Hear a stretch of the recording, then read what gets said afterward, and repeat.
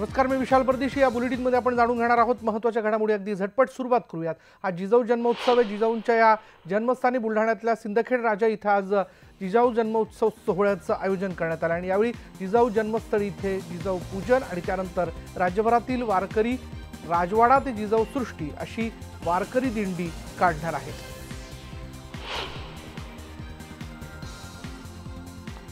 राजामाता जिजाऊ जन्मोत्सवाच्या निमित्ताने बीड तालुक्यातील जिजाऊगड इथं विविध कार्यक्रमांचं आयोजन करण्यात आलं आहे। रक्तदान शिबिर, प्रबोधनपर पोवाडा, समाजरत्न पुरस्कार वितरण असे कार्यक्रम इथे पार पडणार आहेत। तसंच समाजभूषण आणि जिजाऊ पुरस्कारांचं वितरण इथे करण्यात येणार आहे।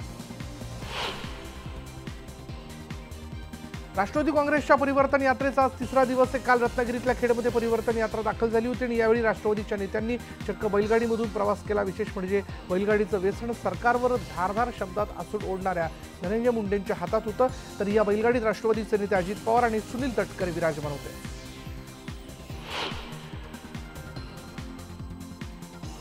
तर तिकडे काँग्रेसने सुरू केलेली जनसंघर्ष यात्रा गोंदियामध्ये दाखल झाली। जनसंघर्ष यात्रेदरम्यान काँग्रेस नेत्यांनी वेगवेगळ्या मुद्द्यांवरून सरकारवर हल्लाबोल केला।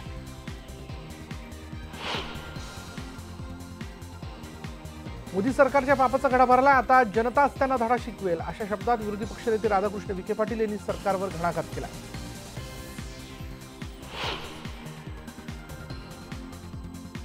मुंबई हायकोर्टात न्यायमूर्ती रणजित मोरे यांच्या अध्यक्षतेखाली मराठा आरक्षणाच्या सर्व याचिकांची सुनावणी होते। मात्र या सुनावणीला ॲडव्होकेट गुणरत्न सदावर्ते यांनी विरोध केला। ही याचिका पुन्हा मुख्य न्यायमूर्तींकडे सुनावणीसाठी वर्ग करण्यात यावी अशी विनंतीही सदावर्ते यांनी केली। दुसरीकडे मराठा आरक्षणावर उत्तर देण्यासाठी राज्य सरकारनं मुंबई हायकोर्टात मुदत वाढवून देण्याची मागणी केली होती आणि त्यानुसार हायकोर्टानं राज्य सरकारला 2 आठवड्यांची मुदत वाढवून दिली आहे।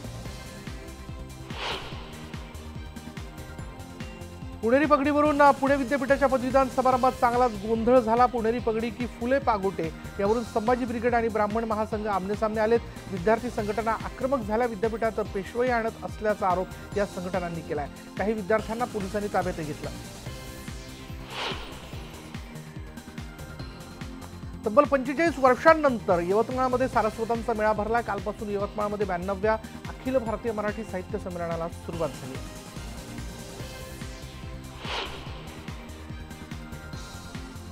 राष्ट्रसंत तुकडोजी महाराज साहित्य नगरीत यंदा एका आत्महत्याग्रस्त शेतकऱ्याच्या पत्नीला उद्घाटनाचा मान देण्यात आला। वैशाली सुधाकर येडे यांच्या हस्ते साहित्य संमेलनाचं उद्घाटन करण्यात आलं। 92व्या अखिल भारतीय मराठी साहित्य संमेलनाचा पहिला दिवस जो आहे तो साहित्यिक विचारांच्या देवाणघेवाणीऐवजी साहित्यिक नयनतारा यांचं निमंत्रण रद्द करण्याच्या प्रकरणावरून जास्तच गाजला। अगदी संमेलनाध्यक्षा अरुणा ढेरेंपासून ते मावळते संमेलन अध्यक्ष लक्ष्मीकांत देशमुखांपर्यंत सगळ्यांनीच या विषयावर आपली परखड मतं मांडली। नयनतारा सहगल यांनी इथे येऊन भाषण केलं असतं तर कोणतंही वादळ येणार नव्हतं किंवा राजकीय भूकंप येणार नव्हता असं मत संमेलनाचे मावळते अध्यक्ष लक्ष्मीकांत देशमुख यांनी व्यक्त केलं।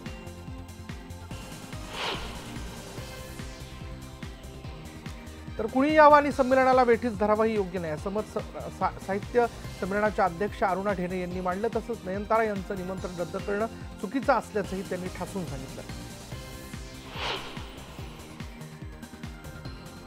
संमेलनाच्या वेळी नयनतारा यांचं रद्द केलेलं निमंत्रण हे शासनालाही आवडलेलं नाही असं मत सांस्कृतिक मंत्री विनोद तावडे यांनी मांडलं। सोबतच संमेलनांमध्ये अनुदान देण्याच्या व्यतिरिक्त शासनाचा कोणताही हस्तक्षेप नसतो असंही तावडेंनी स्पष्ट केलं।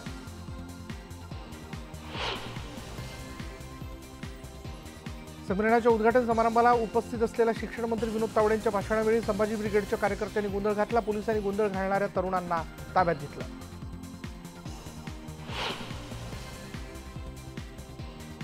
औरंगाबादमध्ये प्रति साहित्य संमेलन भरवण्यात आलंय। नयनतारा सहगल यांच्या अभिव्यक्ती स्वातंत्र्याचा सन्मान म्हणून हे प्रति साहित्य संमेलन औरंगाबादमध्ये भरलंय। या संमेलनाची सुरुवात नयनतारांनी लिहिलेल्या भाषणानं झाली।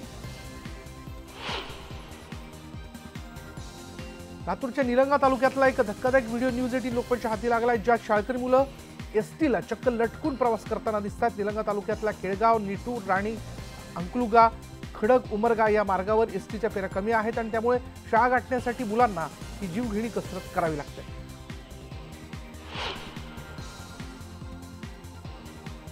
भंडाऱ्यामध्ये चोरीच्या संशयातून 12 मुलांना अर्धनग्न करून परेड काढत अघोरी शिक्षा देण्यात आली आहे। मायग्नीज इंडिया लिमिटेड या कंपनीतला हा प्रकार असल्याची माहिती मिळते। सध्या हा व्हिडिओ जो आहे तो सोशल मीडियावर व्हायरल होतोय।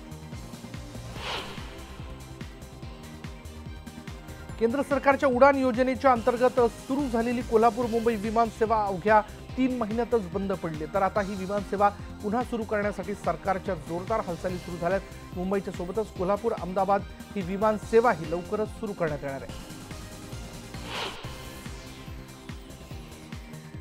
नाशिक इगतपुरी रेल्वे मार्गावर पुढचे 3 दिवस पॉवर ब्लॉक घेण्यात येणार आहे आणि त्याचमुळे मुंबईकडे येणाऱ्या पॅसेंजर गाड्यांवर परिणाम होतोय।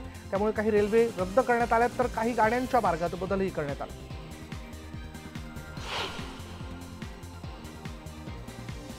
नाशिककरांना पालिका प्रशासनाने जोरदार धक्का दिला। जवळपास 48,000 मालमत्ता धारकांना पालिकेने नव्या दराची आकारणी करून गेल्या 5 वर्षांची वसुली नोटीस जारी केली आहे। मान्य नसेल तर 21 दिवसात अपील करा असं आश्वासन जरी दिलेलं असलं तरी याच नोटीसमध्ये मोठा घोटाळा समोर आला। शेतकऱ्यांची संपूर्ण कर्जमाफी आणि शेतमालाला उत्पादनाच्या 1.5 पट हमी भाव या मुद्द्यावर जाहीरनाम्यात आश्वासन दिलं तरच काँग्रेस आणि राष्ट्रवादीबरोबर आघाडीत सहभागी होऊ, अन्यथा स्वाभिमानी शेतकरी संघटना स्वतंत्र निवडणूक लढवेल अशी घोषणा राजू शेट्टींनी केली आहे। आमदार बच्चू कडू यांच्या उपस्थितीत अमरावतीच्या वरुड तालुक्यातील पुसला गावात शेतकरी शेतमजूर प्रकल्पग्रस्तांची दुष्काळ परिषद पार पडली आणि यावेळी बोलताना मुख्यमंत्र्यांनी अर्थमंत्री विदर्भाचे असूनही अनेक सिंचन प्रकल्प अपूर्ण आहेत, ही शोकांतिका आहे अशी टीका बच्चू कडू यांनी केली आहे। मुख्यमंत्री देवेंद्र फडणवीस यांचं सरकार म्हणजे कारखानदारांनी विकत घेतलेलं सरकार असल्याची टीका शेतकरी संघटनेचे नेते रघुनाथ दादा पाटील यांनी केली आहे। 2 महिने उलटूनही अद्याप एकही कारखान्याकडून FRP देण्यात आली नाही। मुख्यमंत्री कारखानदारांना पाठीशी घालतात असा आरोप रघुनाथ दादांनी केला। देशातील न्यायव्यवस्था आणि संविधान नष्ट करण्यासाठी पंतप्रधान नरेंद्र मोदी आणि संघाची तयारी सुरू आहे। देशात जर नरेंद्र मोदींचं सरकार पुन्हा सत्तेत आलं तर मूलवादी विचार लादले जातील असा आरोप युवक काँग्रेसचे राष्ट्रीय अध्यक्ष केशवचंद यादव यांनी केला। सोलापूर जिल्हाधिकाऱ्यांच्या दालनाला लागूनच असलेल्या टॉवरवर एका युवकानं शोले स्टाईल आंदोलन केलं। दक्षिण सोलापूर तालुक्यातील मंद्रुप ग्रामपंचायतीच्या सरपंचाचा दाखला बोगस असूनही त्यांना निलंबित केलं जात नसल्यानं या युवकानं टॉवरवर चढून आत्महत्या करण्याची धमकी दिली।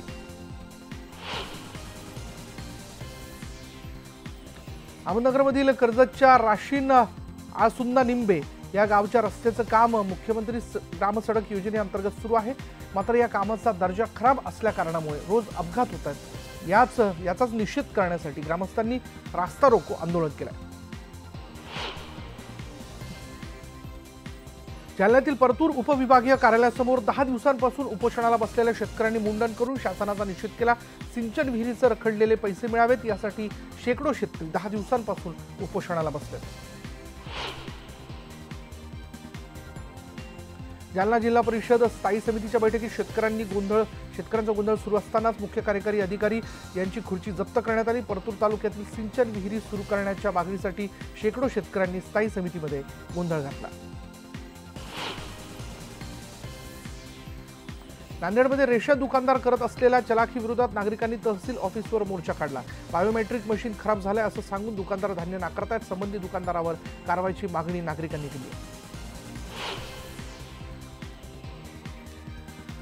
नांदेडमध्ये पालिकेने अतिक्रमण हटवताना हातगाड्यांवरील मालाची नासधूस केली। याला विरोध करणाऱ्या व्यापाऱ्यांना मारहाण देखील करण्यात आली। हातगाड्या लावलेल्या मार्गावरून वाहतूक होत नाही, मग ही कारवाई का करण्यात आली असा प्रश्न व्यापाऱ्यांकडून विचारला जातोय। रत्नागिरी जिल्ह्यातील चिपळूणमध्ये मागील 3 ते 4 महिन्यांपासून चोरट्यांनी धुमाकूळ घातला आणि त्यामुळे शहरात भीतीचं वातावरण पसरलं होतं। मात्र आता पोलिसांनी मध्य प्रदेशातून 4 आरोपींना अटक केल्यानं मोठ्या चोऱ्यांचा छडा लागण्याची शक्यता आहे। सोलापूरच्या माळशिरस तालुक्यात गेल्या काही दिवसात मोबाईल चोऱ्या आणि घरफोड्या करणाऱ्या टोळ्यांनी धुमाकूळ घातलाय। अशाच एका टोळीला जेरबंद करण्यात आलं। त्यांच्याकडून 79,000चं सोनं आणि 10,000 रोख जप्त करण्यात आली। सांगलीतील मिरजेमधील एका घरावर दरोडा पडला आणि यामध्ये महावीर पाटील यांच्यावर चाकूने हल्ला करण्यात आला। दरोडेखोरांनी सोन्या चांदीच्या दागिन्यांसह रोख रक्कमही लंपास केली आहे। हिंजवडीच्या राजीव गांधी इन्फोटेक पार्कमध्ये चक्क प्रतापगड अवतरला। हिंजवडीचे रहिवासी धनंजय बर्वे यांनी 9 गुंठा जागेत 50 फूट उंचीचा प्रतापगड साकारलाय। तटबंदी, तोफा, भुयारी मार्ग सगळं हुबेहूब बनवण्यात आलंय। गडाच्या मध्यभागी ग्रामदेवतेची प्रतिमा आहे आणि त्या शेजारी शिवलिंग ठेवण्यात आलंय। गर्भधारणा झाली समजून एका महिलेने 9 महिने गर्भाची वाढ केली, पण प्रसूतीच्या वेळेस पोटात बाळ नसून गाठ असल्याचं निष्पन्न झालं। अत्यंत गुंतागुंतीची शस्त्रक्रिया करून डॉक्टरांनी महिलेच्या पोटातून 10 किलोचा मांसाचा गोळा बाहेर काढलेला आहे। नांदेडमध्ये ही घटना घडली आहे। शहरातील मिल्लतनगर परवीन बेगम या महिलेच्या पोटातून ही गाठ काढण्यात आली आहे। जळगावच्या चोपड्यामध्ये एका माथेफिरूंना भावा बहिणींना विहिरीत फेकला आणि यातील अल्पवयीन मुलीवर आपण अत्याचार केल्याचं त्यानं पोलिसांसमोर कबूल केलं। त्याला अटक झालेली आहे, पण या प्रकारामुळे धानोऱ्यात भीतीचं वातावरण आहे। लातूर शहरातील शिवाजी चौकाला लागून असलेल्या इमारतीवर चढून एका 17 वर्षीय अल्पवयीन मुलीने आत्महत्येचा प्रयत्न केला आणि त्यामुळे तब्बल 1.5 तास या ठिकाणी बघ्यांची आणि पोलीस प्रशासनाची घाबरगुंडी उडाल्याचं चित्र पाहायला मिळालं। अखेर पोलिसांनी अथक प्रयत्न करून या मुलीला ताब्यात घेतलं आणि सर्वांनी सुटकेचा निश्वास सोडला। गडचिरोली जिल्ह्यात सिरोंचा वनविभागातल्या नदी व गोदावरी नदी पात्रात महाराष्ट्र तेलंगणा सीमेवरून होणाऱ्या तस्करीवर वनविभागाने धडक कारवाई केली। 5 लाखांचं सागवानाचं लाकूड यामध्ये जप्त करण्यात आलं असून 2 आरोपींना अटक करण्यात आली आहे।